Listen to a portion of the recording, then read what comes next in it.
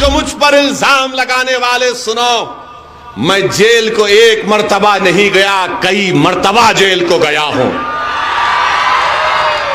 میں حکومتوں کا داماد بن کے رہا ہوں جیل میں، یاد رکھو۔ میں کوئی یہاں سے کوئی پلین سے یا چل کر نہیں آیا ہوں۔ میں 50 دن جیل میں رہا، 1998 کا پورا فٹ بال کا ورلڈ کپ جیل میں دیکھا میں۔ چندرا بابو نائیڈو مکھیہ منتری تھے، بولتے تھے اویسی باہر نہیں نکلنا چاہیے۔ میں نے کہا تم کہیں پر بھی رکھو، ہم الحمدللہ رب العالمین بولنے والے ہیں۔ تم نے جیل میں رکھا، ہم نے کہا اللہ تیرا فیصلہ قبول ہے۔ جیل میں 50 دن ہم کو رکھے، اور الحمدللہ جب بیل ہوئی تو بیل کا کنڈیشن یہ لگایا گیا کہ اویسی بھاشن نہیں دے گا۔ میں نے کہا کوئی بات نہیں، کب تک میری زبان کو روکیں گے۔ جیل سے نکلا تو 1 سال کے بعد چندرا بابو نائیڈو نے، تیلگو دیشم کی حکومت نے، حیدرآباد میں میں MLA تھا، پولیس کے ذریعے مجھے مارا اور پیٹا۔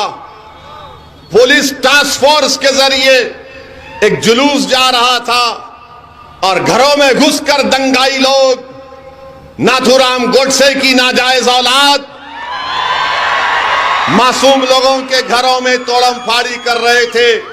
تو وہاں کی ہماری ماں اور بہنوں نے مجھے فون کر کے بتایا ہے کہ اویسی جلدی آؤ، ہمارے گھر پہ حملہ ہو رہا ہے، ہماری بچیوں پر مارا جا رہا ہے۔ میں دوڑتا ہوا گیا، مجھے گرفتار کر لیا گیا۔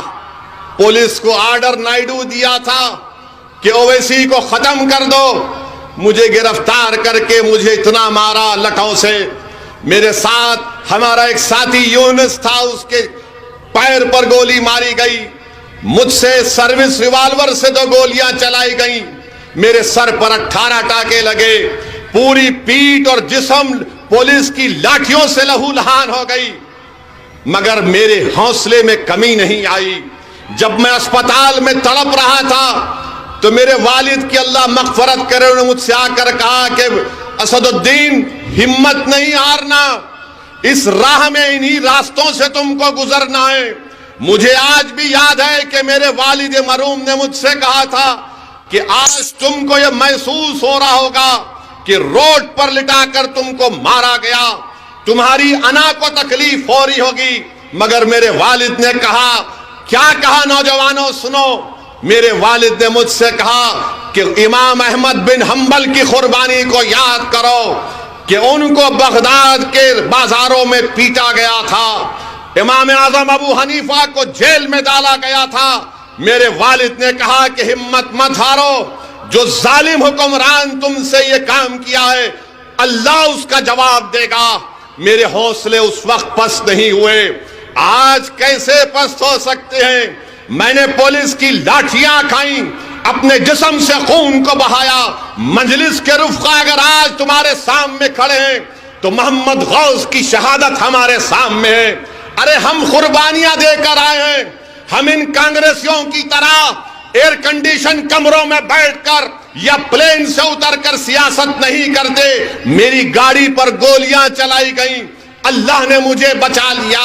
سب نے کہا کہ مت جاؤ اتر پردیش کو، میں نے کہا میں جاؤں گا، اور میری ماں نے مجھ سے کہا کہ تم زندہ ہو، تم کیسے ہو؟ میں نے کہا کہ اماں اچھا ہوں، تو اماں نے کہا جاؤ بیٹا کام کرو، اللہ تمہارے ساتھ ہے، میری دعائیں تمہارے ساتھ ہیں۔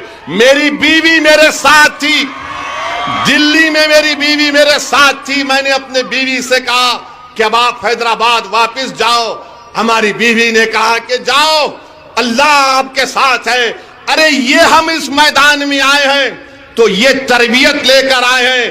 میں یہاں پر کوئی پھول برسانے کے لیے نہیں آیا ہوں، میں یہاں پر آیا ہوں، میری بات کو سنو، شاید یہ میری زندگی کی آخری تقریر ہو جائے، مگر میں تم کو بتا رہا ہوں جب تک ہم زندہ رہیں گے ظالم سے مقابلہ کریں گے، جب تک ہم زندہ رہیں گے مظلوموں کا ساتھ دیں گے، جب تک اللہ ہم کو زندہ رکھے گا ہم کمزوروں کا ساتھ نہیں چھوڑیں گے، چاہے کمزور کسی مذہب کا ہو، کمزور کمزور ہوتا ہے.